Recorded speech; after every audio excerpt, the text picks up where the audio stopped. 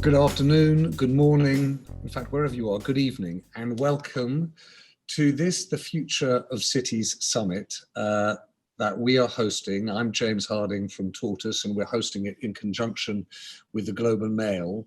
Back in the days when we used to travel, if people asked me where was I from, I would say, I'm from London, I'm a Londoner. And it probably tells you a little bit about me, but a good deal about the city, that would be the way I would identify myself. And I say that at the start of this day of conversation about the future of cities, because it's not just that the pandemic of 2020 has made us rethink our relationship with cities. I think for many of us, it's reminded us how much we love and care about our cities. This is a subject that is at the front of our minds, but also close to our hearts. And so it's particularly exciting to hold this conversation. And I should say it's particularly exciting for me to hold a conversation in partnership with the Globe and Mail. And the reason is a very personal one. You find me here in the Tortoise newsroom, and it wouldn't be here and I wouldn't be here if it weren't for David Walmsley, the editor of the Globe and Mail. Because again, back in the day when we traveled, we met at one of those journalistic conferences in Phoenix, Arizona, where journalists talk about their problems and their pipe dreams. And I talked to him at that very first occasion about the idea of a slow newsroom. And he's been one of the great cheerleaders, informers, guides, guardrails against bad ideas in the making of Tortoise. And so for us to hold this conversation together means a good deal to me. I hope that for all of you, it will also have a benefit, which it will mean that we don't just talk about cities as if the only city that matters is the one that we're in, and an understanding of the experience of other cities too. But David, why don't I hand to you, and so we can, hands across the water, kick this off together. James, that's wonderful. Thank you ever so much. Yes, it's morning time here in Toronto. And we're delighted as well to have that partnership with James and everyone at Tortoise News. You see over James's shoulder the very important maxim of slow news. And that, I think, in many ways is what we're trying to discuss today. And more broadly, it's the intelligent, smart stuff. And I think we're all exhausted from the various pressures, this gargantuan dislocation that has happened because of the pandemic. And one thing that journalists, and combined between the Globe and Tortoise, the idea that we can offer some solutions, we can offer some ideas. And when we just started discussing this idea of cities and the future of cities, we kind of recognized how many people live in cities, but maybe aren't as dependent on them as they were. And that has created a huge challenge for every demographic group that we've looked at. So over the last week and over the next 3 days, the Globe's taking a very in-depth look at the future of cities. And it's been pretty surprising, some of the stuff that we've seen. So we're delighted to partner with you, James, with Tortoise, and with you, the audience, who have joined us today. There are thousands of you who have signed up for this event. And I think that really speaks to the idea of the importance of finding some answers and offering some solutions to a story that's only really beginning. James. David, thank you. In a moment, I'm going to introduce Andy Burnham, who is the Mayor of Greater Manchester. If you like, the only way that we could fairly start this conversation, given the love on the one hand for Toronto and London on the other, was to find someone as close as possible to being impartial, which is the Mayor of Greater Manchester, Andy Burnham. But the conversation, I hope, that with Andy Burnham will kick off in the spirit of what we're trying to do here, which is, as you say, David, not just assess what 2020 has shown us in terms of the problems of our cities, but what the future of our cities, what the solutions should be. I'm sitting here just off Oxford Street, just over a mile down the road is St. Paul's Cathedral. I was reminded the other day that the facade of St. Paul's Cathedral was, from just after the fire and the plague, rebuilt, and for nearly 300 years, until 1963, it was the tallest building in London. A reminder that out of these great disruptions can come real ambition for our cities, and how we rethink them is definitely the spirit of things. I wanted to do one point about how to, in terms of the way we're holding this day of conversations. We set up Tortoise to be slow, but also critically to be open. that our approach was to say we will come to a better informed point of view if we're hearing as many different voices and differences of opinion as possible. So we hold these conversations as think-ins. They're essentially like open editorial meetings. And the idea is that anyone who's got a point of view, a personal experience should weigh in, and we will therefore come to a more granular, better informed point of view.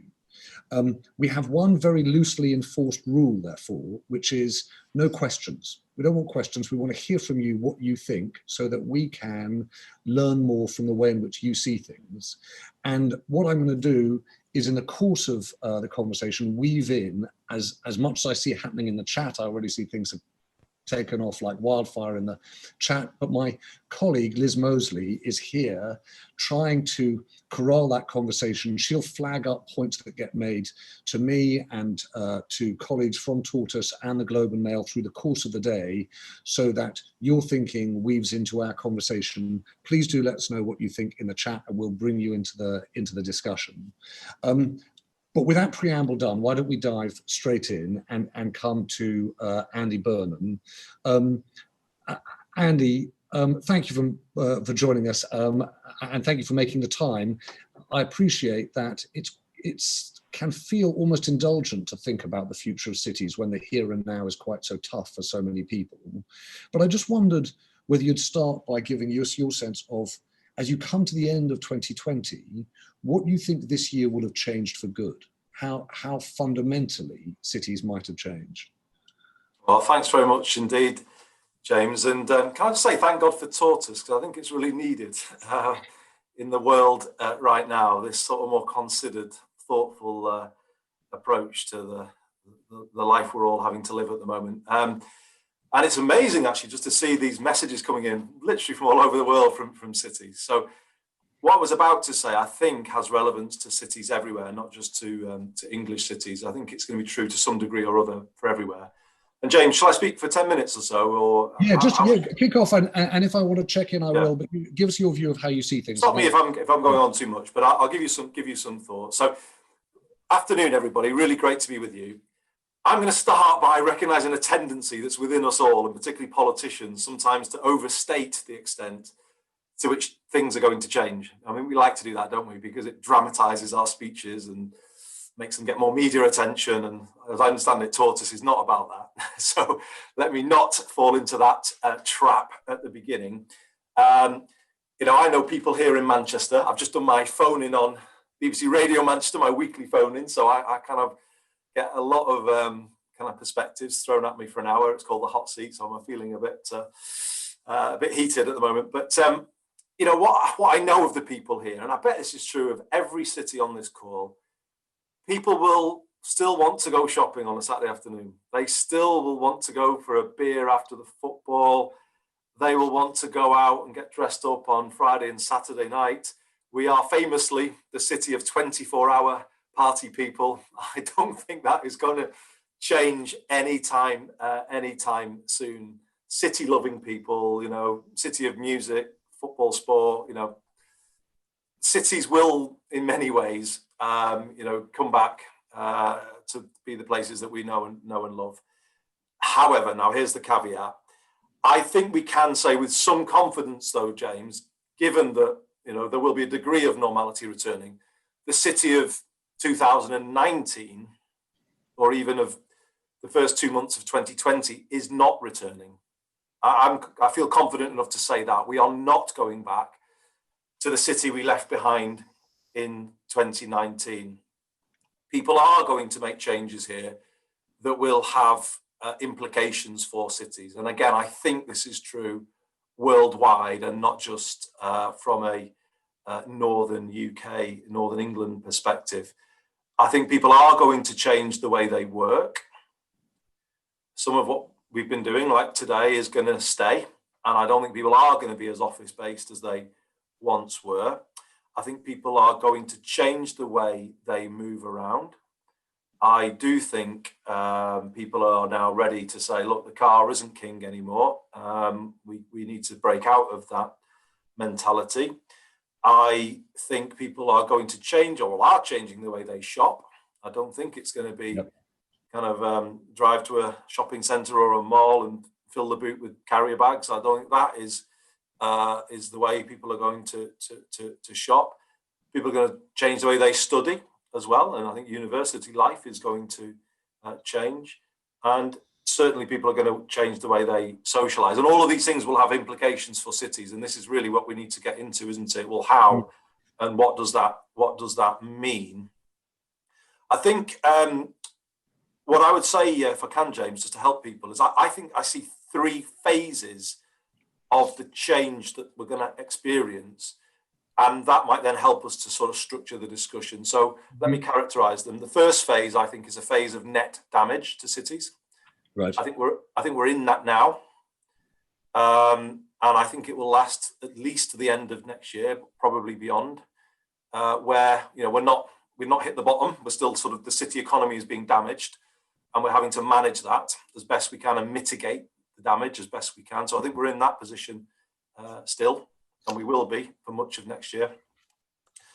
Beyond, so I would say that will last until 2021, possibly into 2022. The next phase beyond that will be a phase of accelerated change in cities. Mm-hmm. And I'll come on to explain what I mean by that. That's 2022 to 2026 in my mind, sort of that type of phase. And then the final phase will be a phase of a reborn, corrected city.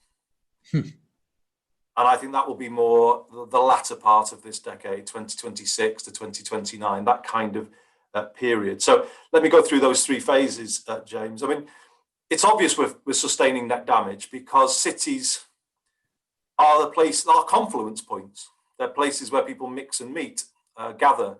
So, of course, a pandemic is going to hit cities harder than more sparsely populated areas. It's obviously the case that people come from around countries and around the world to visit cities. So the change in aviation is really hitting cities hard. The inability to have live sport, live music is hitting cities hard. I think too, the very stop-start approach to the management of the pandemic is hurting cities. You're open, you're not open. We've certainly experienced the challenge of that in Manchester. Businesses just can't plan, and it's really, really hard for them. And I would throw in another element here, which may or may not be true in other countries, but I don't think government support has in any way understood the point I've just made about cities being the primary victims of this crisis. Yeah. I don't think the government support has been commensurate with that damage. So I'll give you an example. I had a big row with the UK government about business support for when we were going into what's called tier 3 regional restrictions. And the formula was based on £20 per head of population. Well, number one, that doesn't take... Andy, what does that mean? And just explain, what does that mean? So it means so you've got a local authority area, and I've got 10 local authorities. So we've got 2.8 million people in Greater Manchester. So times £20 for each of them, that's the funding that you're getting. And that was our 60 million, James, that famously was being debated. Two problems with that. Number one, population doesn't equals the number of businesses that you've got. The population of a rural area doesn't mean you've got the same number of businesses to support as the population of a city area. And of course, even within that, I think you don't understand, that formula doesn't understand the complexity of the city economy. So we are being damaged, I think, by the lack of government support. There hasn't been a proper package for aviation here and airports, which really damages cities. And I think, from here going into next year and hopefully with the vaccine, even on the best case scenario, the return to the city and the office will be gradual. Yeah, it will happen at a kind of, an incremental pace. I don't think offices will ever return to 2019 levels of occupancy, certainly not anytime soon. I think businesses that are dependent on the office crowd, the food and beverage businesses, some of them won't make it because of that, because the footfall will drop. I think changed shopping habits will reduce the need for retail space, so we're potentially looking at vacant retail space in the short to medium term. So I think what we'll see over 2021 and into 2022 is cities returning to a new level of footfall and occupancy. But I think the point I'm making, James, is it won't be the same and it'll be a kind of period of net damage. So what is the damage that's been done here? So then that takes me into the phase that comes beyond, which I call accelerated change. And the story gets more positive, I think, at this point, because cities are what they are, they never normally stop, do they? They just do their thing, and they do it 24/7. And so consequently, cities maybe don't change as much as they should do, because they're kind of always going, and they don't have the capacity to change, because they're just stuck in rhythms and routines that mean that they can't. So actually, the kind of stopping of things is actually an opportunity for cities to embrace change that they might otherwise find more difficult. And I think that really does open up great opportunity to rethink the way cities work. I think all of the things I've described give us an opportunity to pause some of the gentrification that we've seen in cities, James. Mm-hmm. The change in the property market, and it will take the heat and the overheating out of some of our biggest and most successful cities. And I don't think that is necessarily a bad thing. Bad thing for some people, but not necessarily for everybody. I think we might be able to see cities become a bit more, how can I put it, we can democratize cities again a bit, in that all walks of life are able to return to the city. I think you might see a shift from sort of the blue chip single entity office space towards more shared working space, becoming much more freely available across the cityscape. In the retail world, I think you might see less chains and more independence popping up. I think perhaps more converted creative space for the nighttime economy. So what I'm trying to say is, I think there's a phase here where the city can be recolonized, if you like, possibly even by a slightly younger demographic who can afford the city living again. I think you might see more pedestrianization because of the drop in cars and traffic flow. Certainly green space. Manchester, would you believe, as looking at the first public park in 100 years in central Manchester, which is quite a big deal here.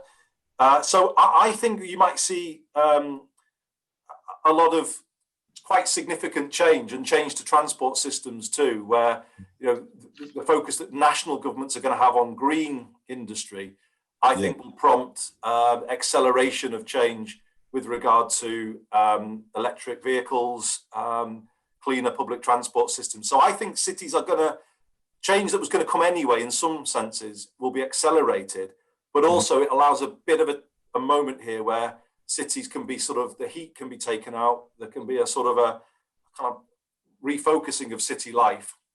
So this takes me into the final phase, James, the corrected city.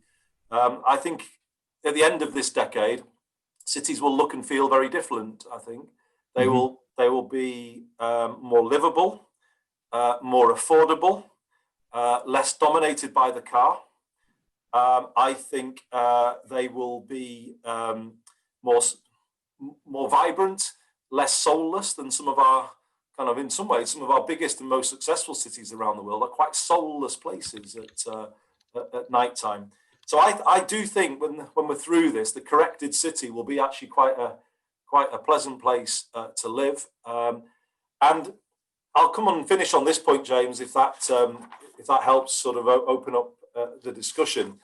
I suppose the point I'm coming to here is, I think all cities around the world, to some degree or other, will be affected by the forces that I'm describing. Yes. And will be shaped to some degree or other by the process of change that I'm outlining. I think it's inevitable. The question then is, how much ability do those cities have to manage, to shape, or to accelerate this change and make sure this change is done in the best possible way?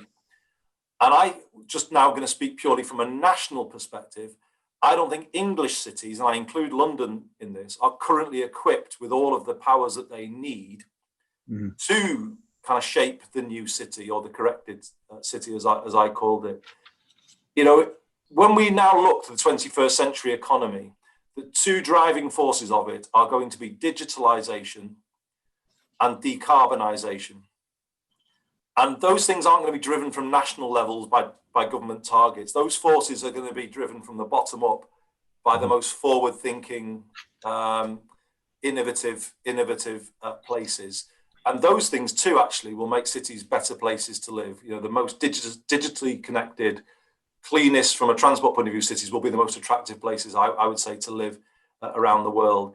Those are going to be cities are going to be the engines of the new economy, you know, decarbonising, adopting the new technologies first when it comes to greener transport, greener energy, retrofitting public buildings and domestic properties. Cities are going to be the early adopters in this new green economy. They're going to lead the green recovery coming out of COVID.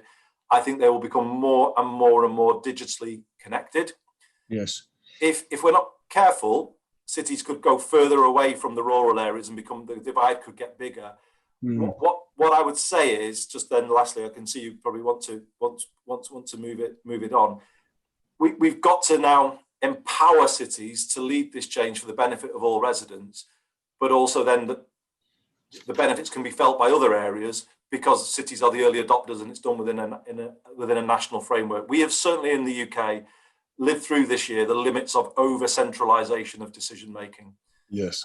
We're talking about levelling up, but you cannot do that top down.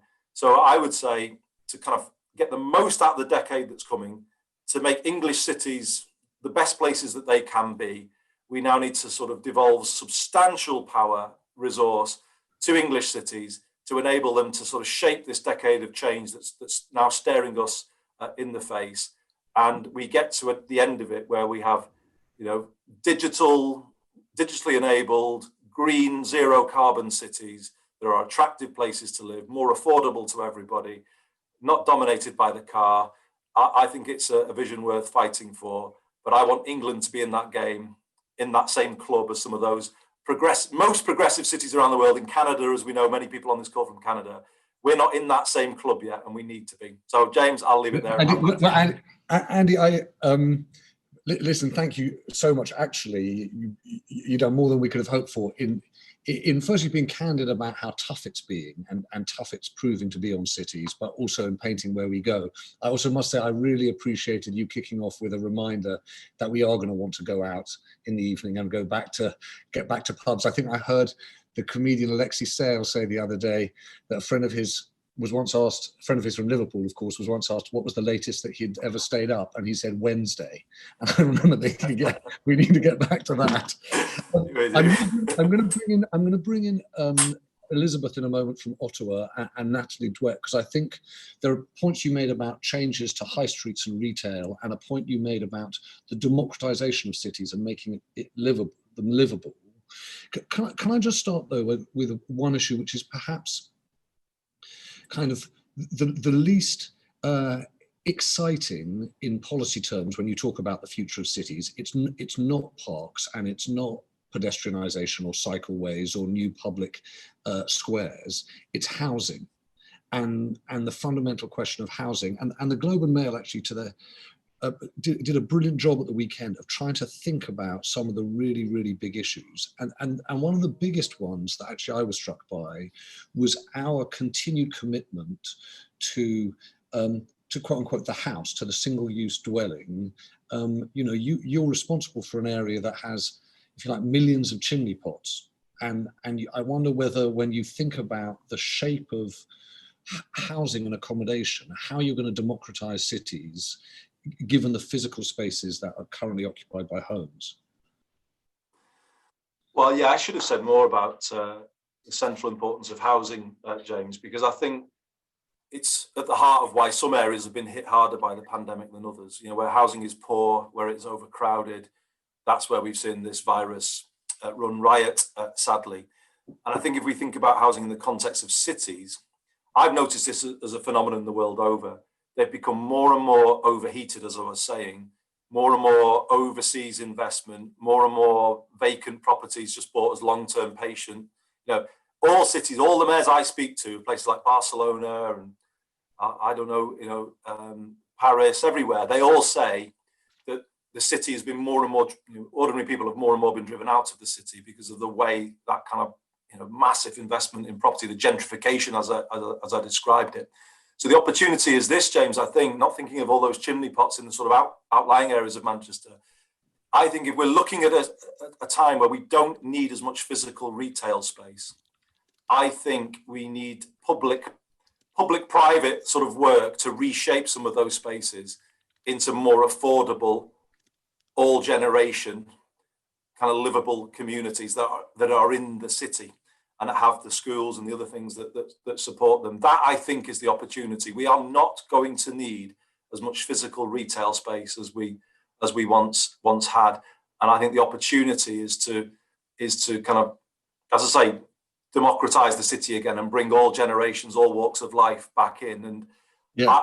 I'm interested in how housing might play a really important part of that. If you go back 20 years ago, James, you'll remember this.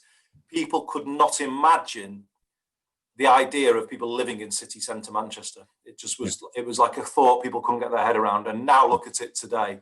Mm-hmm. But there's only, the demographics of people living there are obviously, more of the middle income to higher income end. I think what we need to see is, cities opened up to everybody, and that would be a great vision. I'm just going to bring in Natalie Dweck, if I might, Natalie, because you made a couple of points, both about accessibility in cities for disabled people, but also, I mentioned the Globe and Mail's coverage. One of the things that they flagged up was average age of people and the way in which, as we get older, how do we accommodate an older population in cities? And I think you were, if I'm right, Natalie, you were pointing to that and asking that in the context of Andy's point about the democratization of cities. So over to you. Yeah, thank you. Excuse me, because I wasn't expecting to go on video. Thank you, James and Andy. And I'm actually born and brought up in Manchester, so I really appreciate, Andy, what you've done for the city. And both, I have MS. Both of those cities are very large cities. And I've often wondered, if I couldn't use my car, how I would be expected, and other disabled and particularly elderly people, to have a normal life, to participate in a city which is too large and not really suited for walking or cycling. I mean, that really disadvantages me very much, and many, many others. And the second point that I often wonder is, in the last 20 years, we've seen people who used to have a dream of retiring to somewhere more rural and having a lovely life with their neighbours in their retirement. However, we've seen that older people are better served in cities where they have the facility and the infrastructure, and they are far less lonely. So the idea of the demographic of cities being for young people and not for older people, and the whole infrastructure of that city serving the young, I think is perhaps misguided, because I think our older people will be better served and have more facilities in the future city. So I wondered what people's views were around that. And thank you very much. Thanks, Natalie.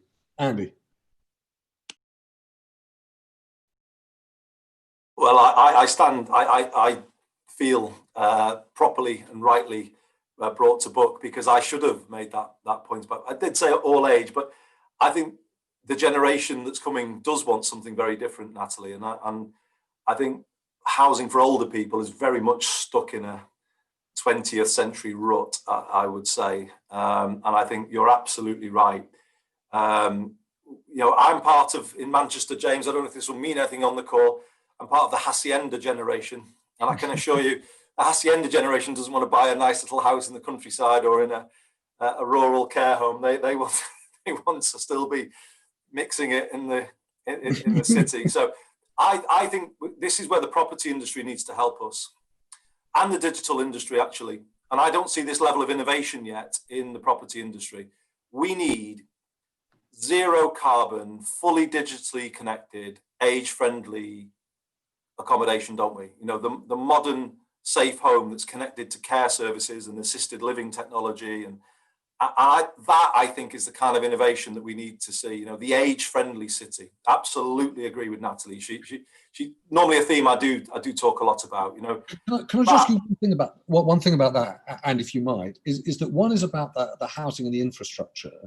One of my fellow editors here, Merrippy Mills, keeps on trying to say to me, in some ways 2020 has been the best year ever. We've seen volunteering at a level we've not seen before. We've seen, certainly in cities, us talking to our neighbours. There's a sense of community. Now, I don't know how much that's something that's fabled or real. It feels real. The question is it going to endure? And I wonder, to that point of how we connect people across geographies, but also across generations, how you think about securing that in the long term, because the truth of the city for a long time, it was a place where people felt disconnected from the people they lived closest to. I think it was more real, James, earlier this year. It feels like it's dissipated a bit as we've got into this period. But to go back to some of that earlier this year, here's something I think a city around the world needs to grab and needs to become the first at, and that is to make digital connectivity a human right. Because I don't believe anymore you can see it as a thing that some can provide through the market, myself, because it is so fundamental now to the conversation that's happening, to the involvement of people in that conversation, actually even more to the delivery of public services, because GP services are largely being delivered that way now. We're getting to the point here where you have to, I think, plan for a fully connected city region where every single citizen is in the conversation. And I think then you might be able to do some really interesting intergenerational work. You know, we've looked at a reverse mentoring scheme here where the younger generation partner with older people to give them a digital, a digital crash course. You know, I think that has got to be part of cities' thinking going forward. You know, we have projects in Greater Manchester on what we call digital inclusion, and I bet other cities have them as well. They tend to live in the shadows a little bit fringe, a bit niche, a bit small. Yeah, I want the big tech players to come to me and say, right, you've got, say, 20-30% of people who are not online or can't afford to be online every day. Let us work with you to solve that. Public-private partnerships to solve the people who aren't in the conversation. For me, James, that is absolutely critical to this conversation. Can I sort of, it's a little bit of a handbrake turn, but not given the rise of internet shopping, I suppose, go to Elizabeth in Ottawa, because Elizabeth, at least I picked up in the chat as Andy was talking about retail and how our shopping behaviours will change. I thought you were talking about how high streets were serving people, but malls not in quite the same way. Will you tell us a little bit about your experience of it and how you think things will change?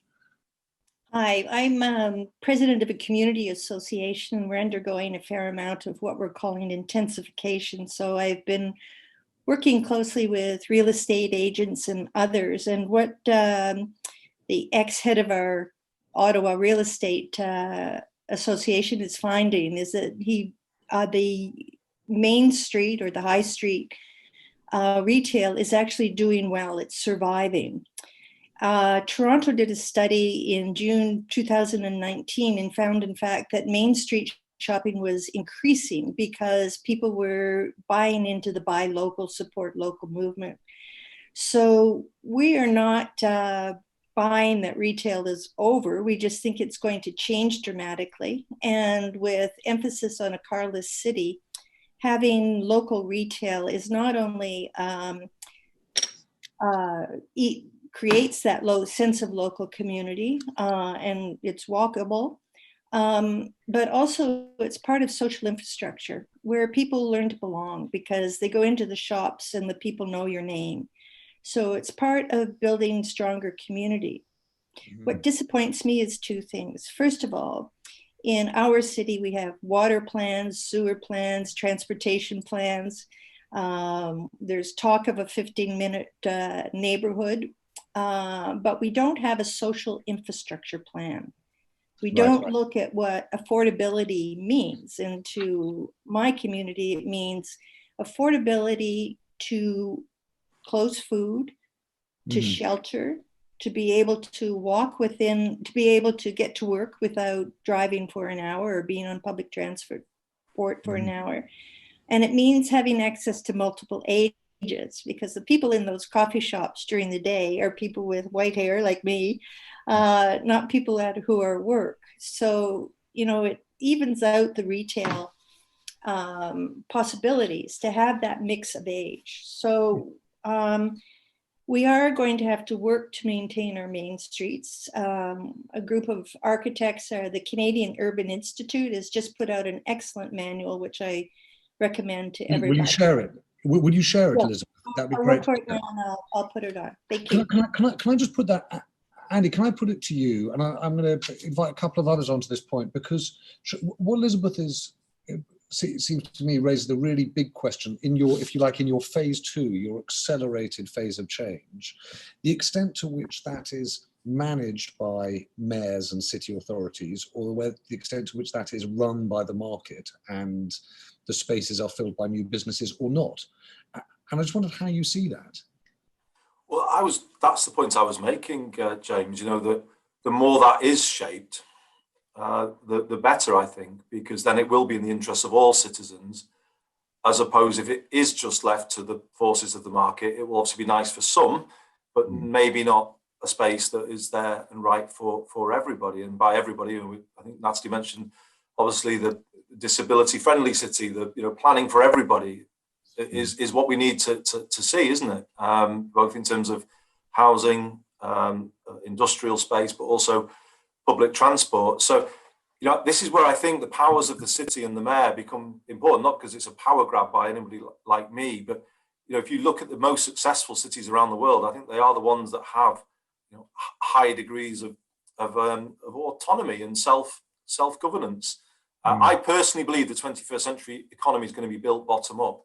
And the more you empower people at that level, the stronger position you will be in to be an industrial leader in the 21st century economy. But the risk, and I think the issue that Elizabeth is raising, is how to do that in a way that carries all citizens with you and makes the city a space for all citizens. And that's why I think you need strong public governance, strong figureheads in cities. The forces are going to be pretty fierce, I think, in the next decade. Cities are going to be buffeted, I think, quite a lot. There's a lot of change, but you've got to make sure it's change for the majority rather than change that in the end just benefits a minority. And Andy, can I ask you, we're going to have a session in a couple of hours' time on this idea that you raised about the 15-minute city. And actually, it's quite interesting. Giles Whittell, one of my editors, taught us. I saw it, see Doug Sanders at the Globe and Mail. Elizabeth touched on it too. This idea of community accessibility, the 15-minute city for reasons of affordability. It's quite popular. Anne Hidalgo, I think, in Paris has really made it her mission. What do you think of the arguments around the 15-minute city? Because the truth is, cities aren't an agglomeration of villages, and I wonder whether we're kidding ourselves if we think they can be. James, tell me more about it. Sorry, I'm not as familiar as you about. So the argument that's gone around, and Anne Hidalgo in as the mayor of Paris has made this argument, which is, can you have all of the amenities available to you within 15 minutes, ideally by foot or by bicycle? And the arguments that you hear people against it is, no, the great cities in the world have these kind of city centres, and they are, in entertainment terms, but in economic terms, concentrations of excellence and power. And people are saying, no, cities have become too big. It's actually much better for reasons for the citizens if all of the best amenities are within 15 minutes. And we should have cities that are these, patchwork of quote unquote villages. I go with the Anne Hidalgo vision, because you won't be surprised to hear that, but I really do. I think the modern city, the 21st century city, is going to be more livable, and it's going to be more about people just being there to enjoy it, as opposed to kind of rushing there for sort of commercial reasons. And as I was saying, James, I think you say some of the most successful cities. I might say they are often some of the most soulless cities at weekends. You'll have been there. We've all been there, haven't we? And do we like those places, outside of the working week? Not really. And I would rather live in a place that, is kind of really full of life. I remember being with a group of mayors invited to New York soon after being elected, on the High Line in New York, with Mayor Bloomberg. And I know it's led to gentrification, and I know you could sort of make a different argument for the High Line. But what it started out as, I think, is a kind of wonderful kind of sort of pointer to what I'm talking about. The best cities will be the ones that don't necessarily don't make it a binary choice between the sort of successful big buildings and all, but you weave in those spaces, the quieter places. You lift people off the streets using that old infrastructure. We've got those raised railway lines in Manchester. We're looking at our own version of the High Line. That, I think, is the answer here, isn't it? You knit and weave new spaces, green spaces, quieter spaces, through above the bustle of the city. I think those will be the places myself that that are the most successful. And yes, James, more schools, more parks, more cycleways. That's going to be part of the vision as well. Can I ask you, I'm going to just bring in, I want to bring in before we close and just go back to your central point about devolution and power. And Andy, I want to just go to two practical things. I want to bring in Natalie Muffson because she raised this question of, you talked about some of the solar cities. Some of those most powerful cities are the most unequal cities as well. And she raised the point about rezoning, and I'm going to come to Mark Selby about the relationship between cities and nearby cities. Natalie, are you there? Hi. Hey, hello. Hi. Nice to see you. Good to see you too. What was it? Yeah, I mean, I actually have studied planning and recently spent a year working for a developer in Washington, D.C. And I mean, I think that you spoke a lot about how developers and businesses, whether it be property businesses or technology businesses, should come to the city and should present their ideas to the city for how to, for these, as you said, the senior homes that are more connected technologically. And I just think that, don't you believe that developers should be incentivized by city policy and rezoning? I think a lot of these cities are really frozen in the way that they do their zoning. It's such a boring concept. It's such a boring part of city kind of governmental life, but is incredibly important in how we ensure that there is a good mix. And if we want a decentralization of the city as a whole and more equity for lots of different places, because the schemes that you describe sound incredibly expensive for the developer. And, I think the city should, in a way, think in business terms to a large extent, for better or for worse. Because whereas there are people who want to do it for the sake of urbanism and for increased quality of life, I feel like there needs to be a push from the government and from municipalities to create also alternative ways for businesses to rethink what they're doing and to really plunge into that. Natalie, thank you. Andy, what do you make of that? No, I think it's a really good point that Natalie's making. I think certainly in English cities, and this is again about powers, Natalie, we don't have enough master planning powers. And I think what you then get is building by building approach to city development, not zoning even, it tends to be piecemeal development. So I definitely would say more of a build master plan areas and build communities rather than just put plan for individual buildings, which I think is what happens too much in English cities. I have one example in an outlying town just south of Manchester, Stockport, where we are doing that. We've got a mayoral development corporation. It's the first on a smaller English town. And it is about building a completely new community and not just doing it the private sector completely. It's got to be public-private, I would say, but bring in that innovation I think that you're describing to build a, as I say, a fully digital, all-age, zero carbon community. I mean, that's the idea, and it will need public support, you're right. But I'm going to put one caveat on what you said, because if you allow it too much to be private sector driven, you might get the sort of gated community or the private protected space idea that we do see emerging in some cities where there's private security, and that would go against my sort of vision of the democratized city, I would say. So definitely some of that, no question. The property industry, I think, needs to be challenged to think more about places and communities rather than buildings, because I think it does think buildings and it doesn't think enough about what is around the building and what adds value to buildings and homes.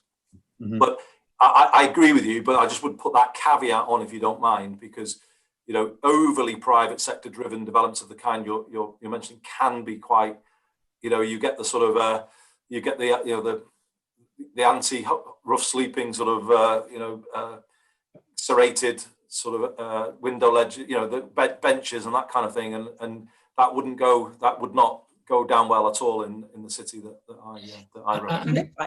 I'm struck by the fact. Forgive me, Natalie. I'm just going to bring in Mark Selby. Just I'm aware of time. I did want to just flag up John Drummond, who's made some great points in the chat, not least pointing us to the work of Charles Landry and the ideas of the creative city.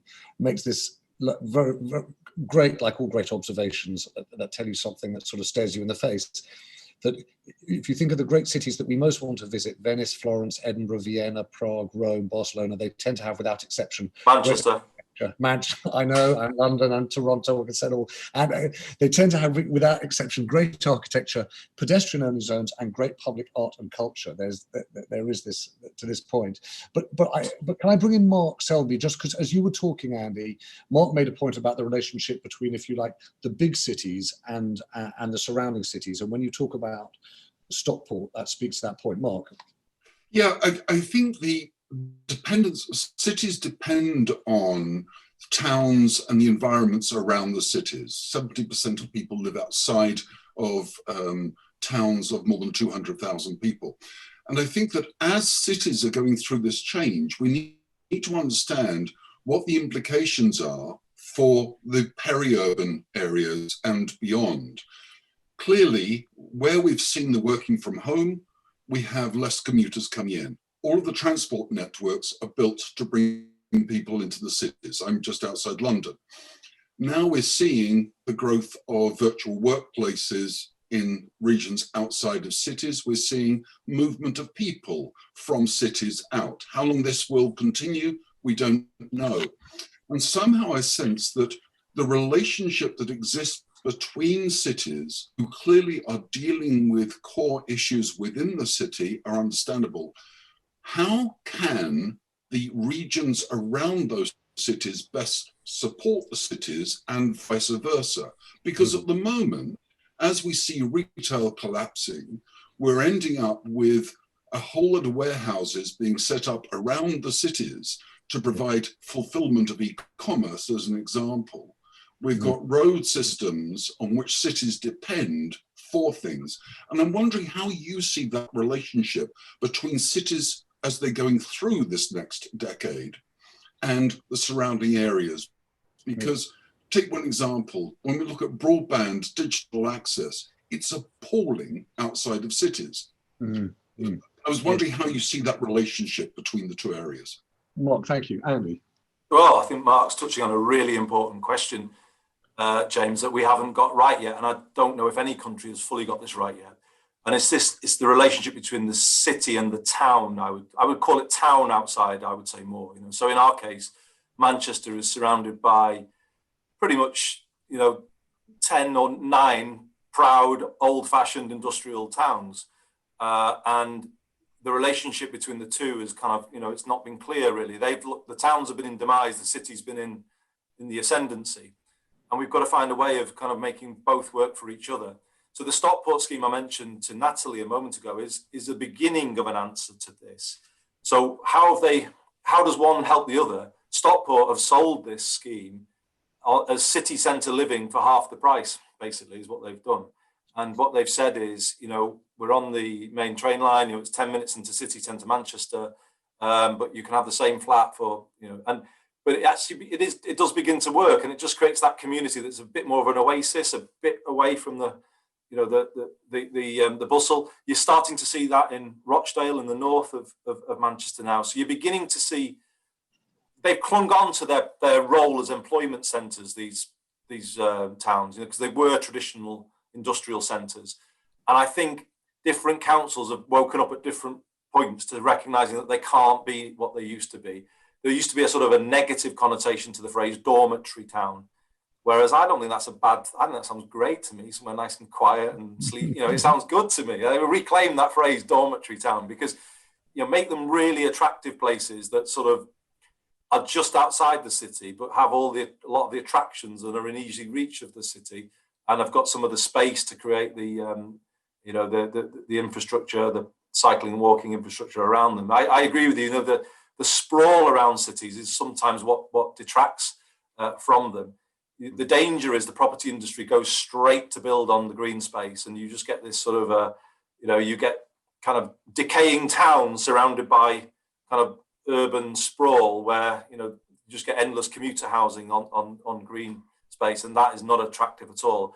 Revitalize the core of the town, link it to the city centre through good public transport. We don't want our cities, James, surrounded by places like, what was it, Four Seasons total landscaping, do we? We want something better than that for the suburbs of our cities. Well, actually, that takes me to the perfect way to finish this, if I might, Andy, because I'd just like to go back to your central point, if you like, which seems to me to be about the power gap, the expectations on cities, and the nature of the powers that sit with cities. Can you just say for us a little what you think the world you describe, where cities, mayors, city authorities have a greater degree of power, what happens to our democracy? What happens to our politics in that world? There are enough arguments going on about, nations and countries and parliaments. What do you have in mind if you do really decentralize power in that way? I think politics becomes much healthier, James. I would argue, because you start with place, the politics of place, rather than the politics of party. And I keep saying this as somebody who lived within that Westminster system for years, and you and I knew each other when I was operating in that world. It doesn't create it's top down in terms of its relationship with cities, but it's always about party division first. And if you start with place and you build from the bottom up, you unify people. And I think around the world we need politics that starts with a sort of attempt to unify, because everyone cares about the place where they live.